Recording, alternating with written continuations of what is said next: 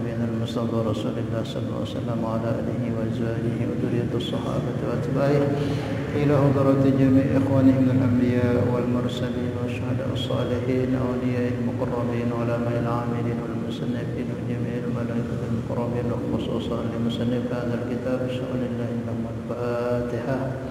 بسم الله الرحمن الرحيم. الحمد لله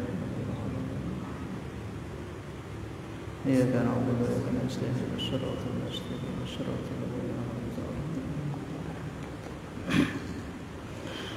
Alhamdulillah hadirin jamaah maghrib yang sama-sama dimuliakan Allah Subhanahu wa taala, kita lanjutkan muzakarah kita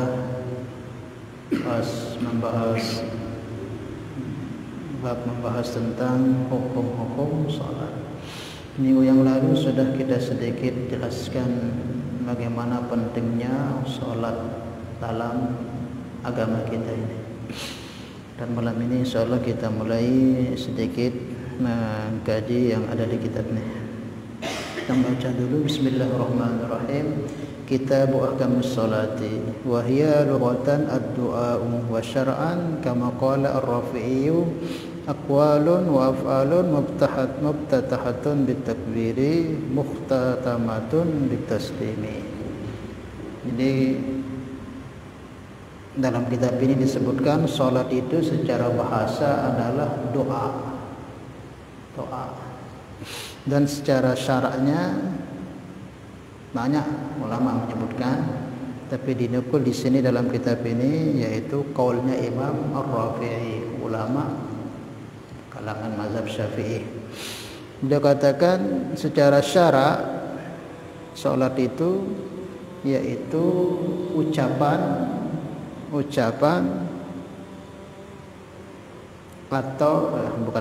dan perbuatan yang diawali dengan takbir dan diakhiri dengan salam. Jadi Imam Rafi'i, ulama Syafi'i, beliau mengatakan secara syariat salat itu apa? Yaitu ucapan-ucapan atau perbuatan-perbuatan yang diawali, yang dimulai dengan takbir dan diakhiri dengan salam. Paham ya? Definisinya itu. Dan di salat ini yang ada itu cuman yang dalam amalan salat itu ada 3 saja yang rukun dalam salat itu.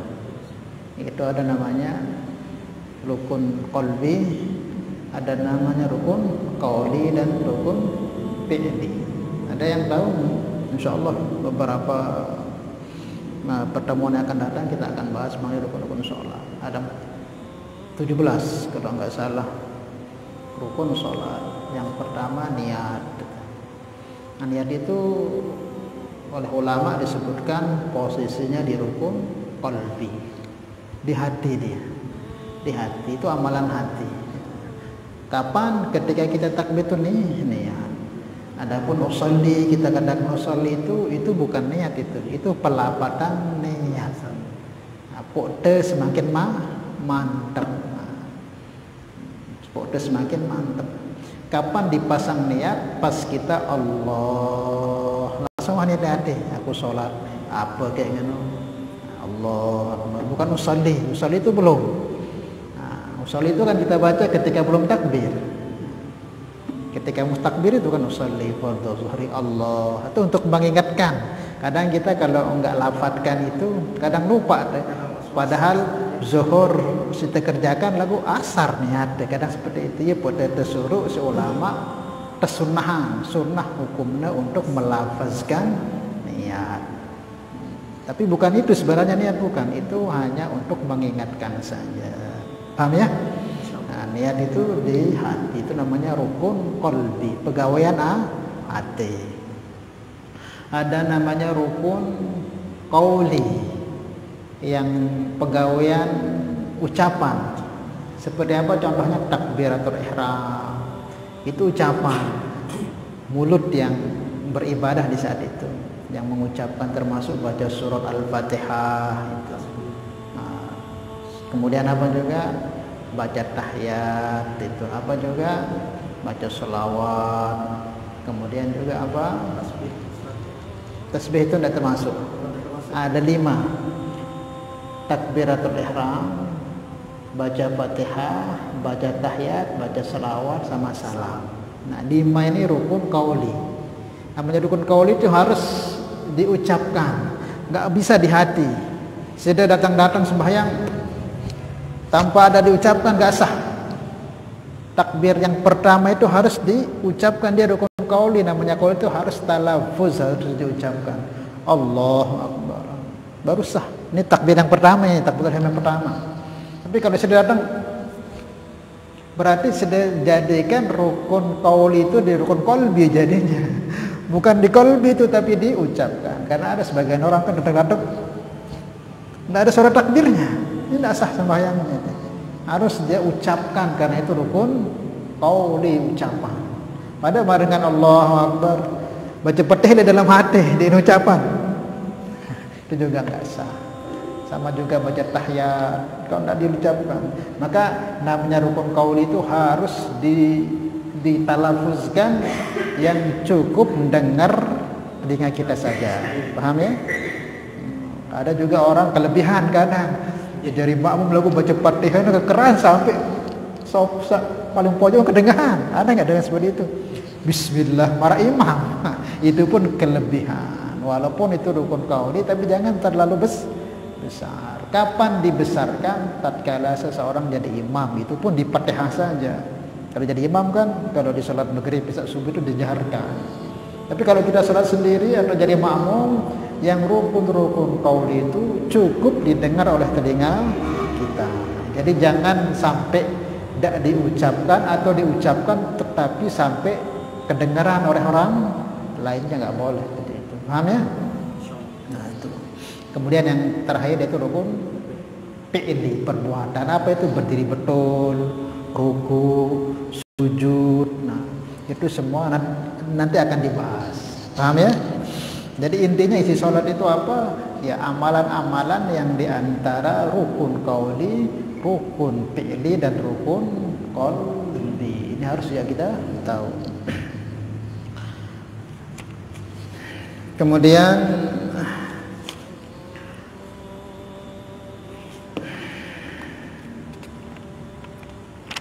bitaslimi as-salatu al-mafrudatu wa fi ba'di nisfi as-salawatul mafrudatu khamsun. Jadi salat yang diperlukan itu ada 5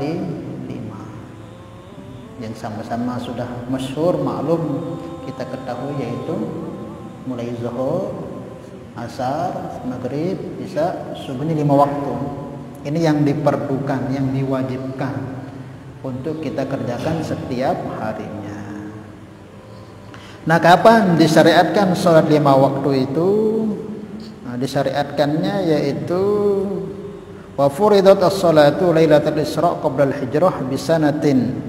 Jadi disyariatkannya itu di malam Isra-nya Rasul, yaitu hari Senin tanggal 27 Ramadan. Ya kemarin itu sudah. Kemarin ini kan sekarang 28 ini. Kemarin tiang Mi'raj di Batu Layar. Sini tidak ada Mi'raj ya? Insyaallah di bulan ini ya.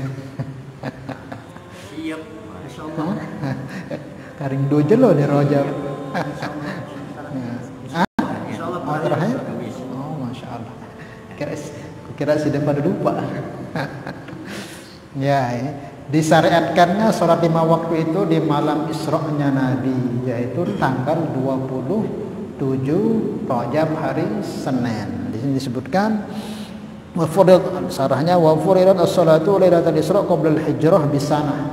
Jadi setahun sebelum Nabi hijrah ke Madinah itu, maka disitulah disyariatkannya sholat yang 5 waktu, yaitu ketika Nabi Isra dan Mi'raj.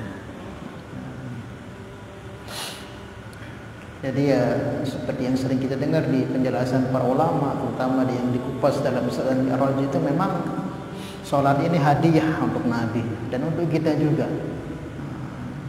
ajang untuk kita bisa mengadukan segala bentuk permasalahan kita kepada Allah. Karena Nabi ini diberikan perintah sholat ini tatkala Nabi itu dalam keadaan masa betul-betul kepayahan di saat itu.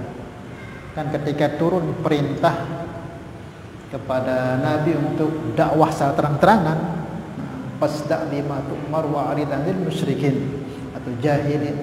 Ketika turun surat Al-Mudassir itu untuk dakwah terang-terangan, maka Nabi terang-terangan dakwah. Maka dari terang-terangan dakwah Nabi itu hasilnya awal-awal pertentangan banyak, sehingga Nabi banyak mengalami embargo. Sebagian sahabat banyak yang syahid, dibunuh. Nabi pun juga ditargetkan untuk dibunuh. Maka sebagian sahabat Nabi supaya tidak banyak korban yang disakiti, yang dibunuh oleh kafir Quraisy, sebagian dihijrahkan ke Habasyah. Nah, puncak pengorbanan Nabi itu sudah setahun sebelum hijrahnya itu. Nah, di situ orang yang paling Nabi sayangi, yang membacking perjuangan Nabi, jadi pegar petisnya Nabi, dua orang ini, yaitu paman beliau Abu Thalib dan istri beliau Siti Khadijah. Namanya Abu Thalib ini kan orang yang sangat disegani di Mekah itu. Nggak ada yang berani macam-macam karena beliau tokoh besar. Bapaknya Abdul Muthalib, penjaga pintu Ka'bah itu, pemegang kunci Ka'bah. Maka anaknya Abu Thalib ini, paman Nabi ini, sangat disegani. Maka nggak ada yang berani ganggu Nabi. Termasuk istrinya juga. Ini orang disegani. Khadijah radhiyallahu ta'ala ini orang yang banyak hartanya di mana-mana. Sehingga banyak orang-orang Mekah itu dapat bantuan dari dia. Sehingga mau macam-macam si Khadijah itu kan agak segan. Karena dia sering disumbang begini-begini. Nah, kedua-duanya ini mati, syahid, wafat di tahun itu. Orang yang menjadi pembantu penolong perjuangan Nabi wafat saat itu. Itu betul-betul Nabi sedih, makanya dikatakan Amul Hazan. Maka Nabi diperintahkan oleh Allah untuk berhijrah. Sebelum ke Madinah itu hijrah dulu ke mana? Ke Taif. Karena di Mekah sudah nggak bisa orang-orangnya sudah inginnya mau membunuh saja, menyakiti, membunuh. Maka Nabi berharap supaya ada bantuan-bantuan lah, ada orang-orang yang mau masuk Islam di tetangga kampungnya tersebut, yaitu di Taif. Taif itu ya kurang lebih berapa kilometer itu jaraknya dari Mekah ke Taif? Kurang lebih ada perjalanan 4 jaman kurang lebih. Yang umroh yang kedua itu sempat ke sana. Nah, Nabi hijrah pun ke sana. Karena Nabi targetkan, kenapa hijrah ke Taif? Karena di Taif itu dikenal orang-orangnya itu lemah lembut, senang kalau ada tamu itu senang. Maka Nabi berharap ya, kalau orang Mekah tidak mau ya nanti saya harap orang Taif. Ternyata apa? Ya sampai sana yang terjadi apa? 10 hari 10 malam Nabi disakiti, tidak ada yang mau dengar Nabi. Sampai terakhir hari ke-10 itu Nabi dilempari. Sampai sudah nggak bisa lagi, mau kemana ini? Mau kemana ini? Mau kembali ke Makkah sudah tidak, ke Taif juga sudah dilempari sampai berdarah-darah rombahnya. Nah, di saat itu Nabi tidak nyalahkan siapa-siapa, nggak nyalahkan kaumnya, nggak nyalahkan siapa-siapa. Itu hebatnya Rasulullah. Walaupun dilempari, nggak nyalahkan kaumnya, malah didoakan, Allahumma ighfir li qaumi fa innahum la ya'lamun. Ya Allah, ampuni kaumku. Dia ini nggak tahu. Kalau dia tahu api Nabi nggak akan berani. Nah, itu kalau kita datang tawaran malaikat itu, malaikat gunung, malaikat hujan, malaikat angin datang. Ya Muhammad, izin saya mau benturkan di gunung, izin saya mau turunkan apa-apa macam-macam sudah. Oh enggak, itu kasih sayang Rasul. Enggak, kita kalau ada masalah, ada apa, ya, jangan selesaikan dengan hawa nafsu, bersabar. Nanti Allah yang akan mudah selesaikan. Karena Nabi itu sampai ditawarin, tapi Nabi enggak, biar Allah nanti yang atur. Ini dari Taif itu banyak keluar pejuang-pejuang. Nah, selepas itulah Nabi di taat kebingungan, kesusahan Nabi itu sudah nggak bisa membuat apa itu, nah, kembali ke Makkah, duduk di pinggiran Ka'bah, turun Jibril. Ya Muhammad, nah, Allah beri salam kepadamu. Nah, saat ini juga malam nanti persiapan kamu untuk Mi'raj, berjumpa langsung dengan Allah. Hadiah maka.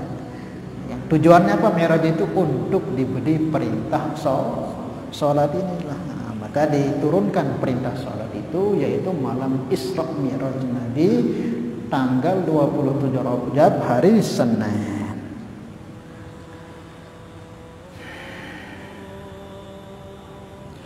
Dan pertama kali sholat yang diberikan oleh Nabi yaitu diperintahkan turunnya karena waktu malam. Maka perintah pertama itu perintah sholat subuh karena diberikannya malam. Maka diperintahkan sholat 5 waktu diturunkan oleh Allah. Yang pertama itu subuh.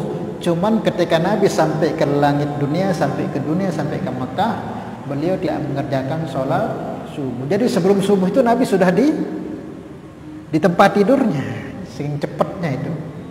Dari tempat tidurnya kembali sudah sampai ke Mekah itu.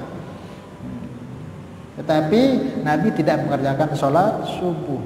Karena apa? Baru turun perintahnya, belum tahu tata caranya, belum diajarkan oleh Jibril. Maka disebutkan ya di sini pertama sholat yang diwajibkan itu memang subuh, tapi yang dikerjakan pertama oleh Nabi yaitu sholat zuhur. Kenapa subuh tidak dikerjakan Nabi? Karena Nabi belum tahu caranya, belum diajarkan Jibrilnya. Ketika Nabi sampai Mekah, paginya baru diajarkan oleh Jibril cara sholat itu seperti ini, seperti. Maka yang pertama kali dikerjakan oleh Nabi dalam sholat itu yaitu sholat zuhur. Paham ya? Awal wajib sholatu zuhri wa yu'ayyiduhu anna Jibril lamma nazala liyu'allimahu al-kayfiyatu bada'a biha awwalu sholati zuhri. Jadi ya memang walaupun yang diturunkan pertama itu perintahnya itu sholat subuh, tapi yang pertama kali dikerjakan Nabi yaitu sholat zuhur karena belum tahu caranya. Bagaimana kita mengerjakan sesuatu kalau nggak tahu caranya? Maka di sini kita bisa ambil pelajaran. Tidak akan bisa benar amal kita itu kalau kita nggak tahu ilmunya. Maka itulah pentingnya. Nabi itu belum tahu ilmunya tata cara sholat, maka Nabi nggak sholat.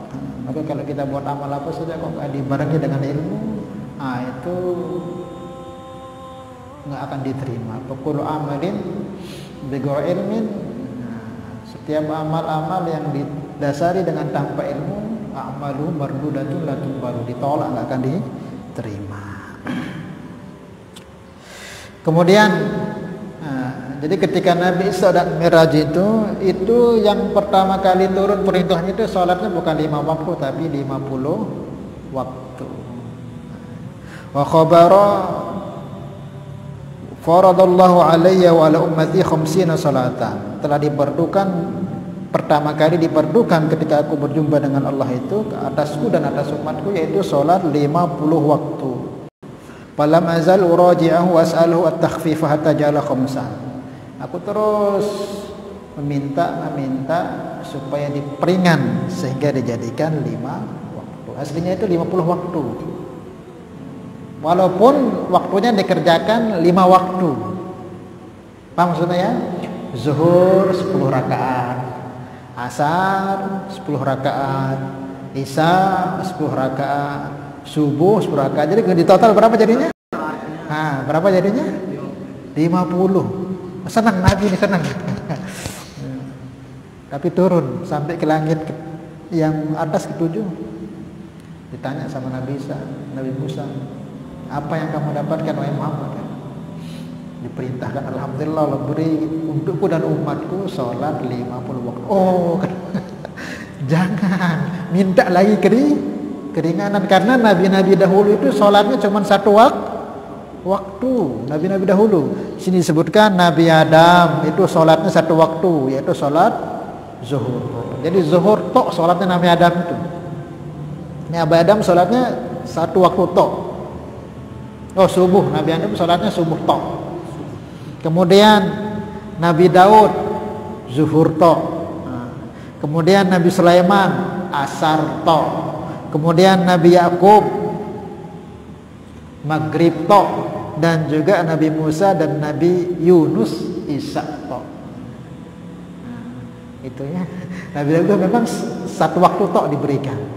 Itu pun Nabi Musa katakan nabi-nabi sebelumku dan selepasku yang sebelum kamu itu satu waktu tok diberikan dia. Tapi banyak dari umatnya enggak kuat. Apalagi engkau ini 50 waktu, naik lagi minta keringanan kepada Allah. Hanya soan hampir kurang lebih 3 kali turun naik Nabi, sehingga dijadikan 5 waktu. Paham ya? 5 waktu. Dan diberikan semua waktu sholat kepada Nabi kita sebagaimana yang telah diberikan kepada Nabi-Nabi sebelum beliau. Kan kalau Nabi Adam cuma satu waktu, subuh to. Kemudian Nabi Daud zuhur to. Kemudian dalam sehari itu Nabi Sulaiman asar to, Nabi Yakub maghrib to, Nabi Musa, Nabi Yunus isya. Tapi Nabi kita Nabi Muhammad dan kita ini semuanya dikasih zuhur, asar, maghrib, isya, subuh diberikan. Ini kemuliaan umat ini. Dan sebenarnya dikasih 5 waktu ini aja Nabi Musa masih suruh Nabi Muhammad untuk naik lagi, minta lagi keringanan. Malu aku kata Nabi Muhammad. Nah, malu. Karena Nabi Musa itu diberikan satu waktu tok berat. Bukan untuk beliau tapi umatnya yang berat. Apalagi kita sampai 5 waktu. Maka Nabi Musa naik lagi. Sudah malu saya. Nah, terbukti enggak sekarang? Walaupun 5 waktu, walaupun mungkin satu waktu zuhur itu enggak sampai sejam kan, paling lama berapa menit? Tanpa zikir ini habis dari takbir sampai salam itu. Hah? 3 menit. Pak Imam gimana tadi? Dari takbir sampai salam itu ada 10 menit. Ini di luar zikir. Enggak sampai kan? Enggak sampai kan sebentar, tapi banyak enggak yang lalikan? Banyak itu kan buktinya memang. Terbukti kan apa yang dikatakan Nabi tidak kuat, maka terbukti. Kalau zat dikumandangkan masih banyak yang di tanjung bias ketimbang yang di masjid. Jadi seperti itu. Dan sholatnya umat-umat terdahulu nggak sama kayak kita, sama kayak Nabi dulu sebelum perintah sholat 5 waktu. Nabi pun juga sholat dulu sebelum 5 waktu ini. Tapi sholatnya Nabi itu modelnya tapakur, duduk bertapakur. Ini kan. Wa kana ibadatuhu sallallahu alaihi wasallam qabla dzalik, adanya ibadah Nabi itu sebelum diberikan ibadah salat 5 waktu ini fi ghari Hira'in, di gua Hira. Bit tafakkuri fi masnu'atillah wa ikramihi, dan kemudian Nabi itu ibadah Nabi itu masuk ke gua Hira, tahanus menyepi sambil memikirkan penciptaan langit dan Allah yang menciptakan langit dan bumi. Itu ibadahnya Nabi itu sambil merenungkan sifat-sifat kemuliaan Allah. Enggak ada yang sholat kayak kita sekarang ini. Ibadahnya seperti itu, merenung kayak bersemedi lah begitu. Tapi berpikir, merenungkan keagungan, kekuasaan, kehebatan Allah dalam alam semesta. Nah, ketika diisyaratkan baru ditentukan khusus tata cara sholat seperti yang 5 waktu kita kerjakan ini. Jadi Nabi sudah sholat. Jadi perintah sholat ini memang sudah diberikan mulai Nabi Adam itu sudah ada. Karena itu sholat itu tata cara berhubungannya para Nabi. Cuman yang model kayak kita kerjakan ini memang khusus. Dan yang kita kerjakan ini sesuai dengan apa yang diinginkan Nabi ketika Nabi Mi'raj. Dalam kitab Dauratul Nasihin kan kemarin sudah yang jelaskan, ketika Nabi Mi'raj kan Nabi melewati langit pertama, langit kedua, langit sampai langit ketujuh. Langit pertama Nabi melihat malaikat takbir tok kerjaan Allah Akbar, terus itu tidak berhenti sampai miliaran tahun. Langit kedua Nabi melihat malaikat ada yang ruku, terus ruku tok sampai tidak terhitung berapa lamanya. Ada yang langit ketiga sujud tok, ada yang langit keempat tasbih tok, ada yang langit kedua membaca tahlil tok, ada yang langit keenam membaca salawat tok, ada yang langit kedua membaca salam tok. Maka Nabi ingin, Jibril, aku ingin punya ibadah untukku dan umatku sebagaimana malaikat-malaikat ini. Maka Jibril katakan, sudah nanti kalau kamu sowan mintalah seperti itu. Makanya motor Nabi sowan kepada Allah diberikanlah tata cara ibadah seluruh malaikat. Makanya kita kan ada takbirnya, ada ruku'nya, ada sujudnya, ada apa lagi? Sujudnya ada, sholawatnya ada, baca Al-Qurannya ada, lengkap. Jadi semua amalan para malaikat diberikan kepada kita. Dan semua waktu sholat yang diberikan kepada Nabi diberikan juga kepada kita. Ini menunjukkan begitu mulianya Nabi kita, dan sebab beliau kita pun ikut dimuliakan oleh Allah Subhanahu wa Ta'ala. Paham ya? Nah, maka jangan sampai kita lalaikan sholat, jangan sampai terkhusus. Nah, jangan sampai ada di keluarga kita orang-orang yang meninggalkan sholat. Pasti terjabut keberkahan dalam keluarga itu sudah.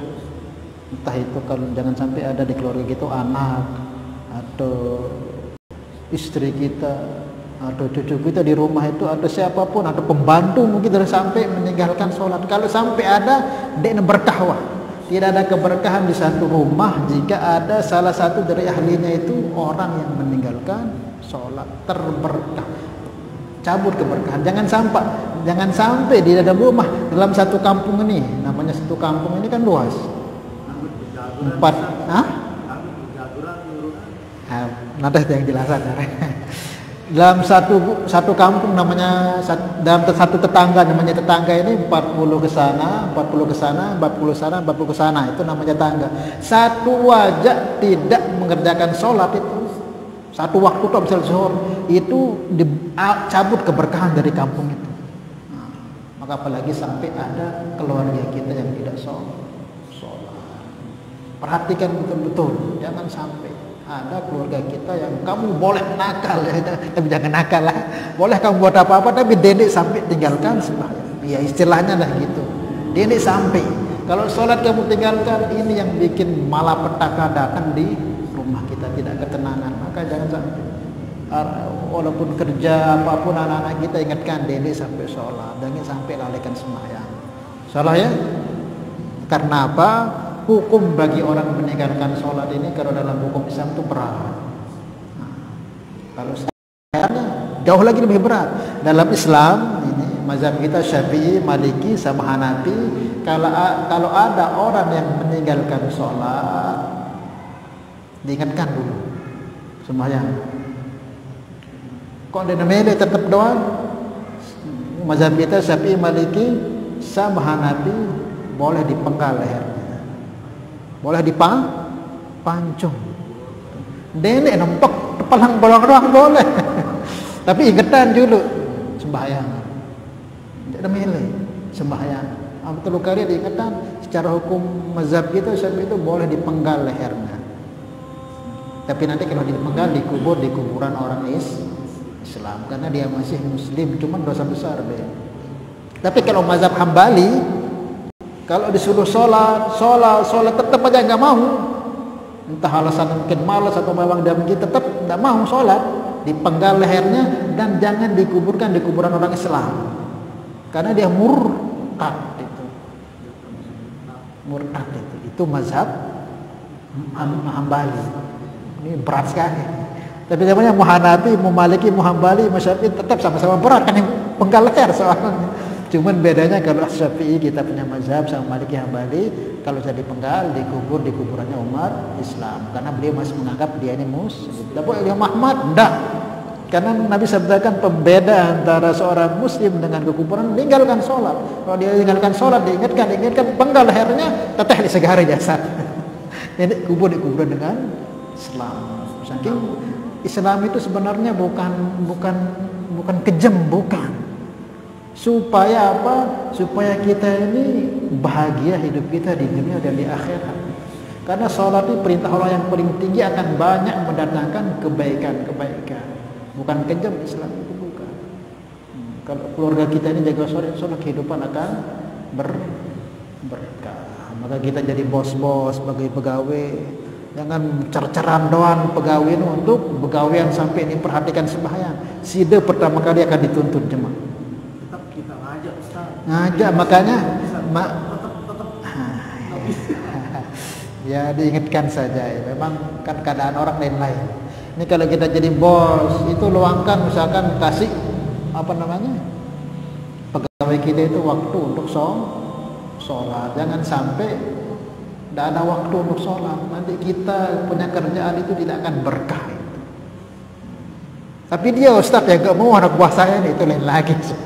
Memang ada anak buah memang malas. Kalau dia tahu ini enggak sholat, enggak usah dipakai. nanti hasil usaha itu bisnis tidak akan rusak. Itu pikiran kita, pikiran agama, karena yang ngatur ini kan Allah ya. Yang datangkan rezeki, yang datangkan ngatur, yang datangkan kebahagiaan Allah. Kalau ada pegawai kita ini orang nggak jaga sholat, pecah peta dengan jaga sholat. Dan dia takut, lagu ia pinter nih Ustaz, jangan pinter ngakalan. Dengan Allah aja dia begitu, apalagi dengan kamu. Mungkin di depan kamu dia akan geh, tapi kalau di luar nah, dengan Allah aja dia begitu, apalagi dengan kita. Azan, azan, insyaallah. Astagfirullah. Berbeda lawan pegawai ente kafir Ustaz. Namun kafir ya tidak apa-apa. Cuman jangan sampai ya kita kondisikan juga kalau sudah waktu sholat suruh dia berhenti kerja. Jangan sampai nanti ganggu orang ibadah. Salahnya bisa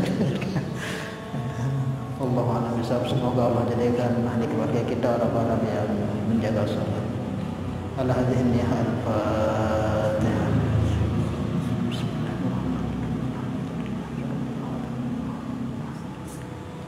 Ya kan Allah ya kan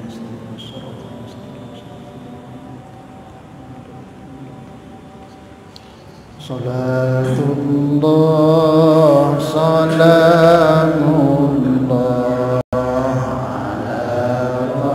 ala rasulillah salatullah salamullah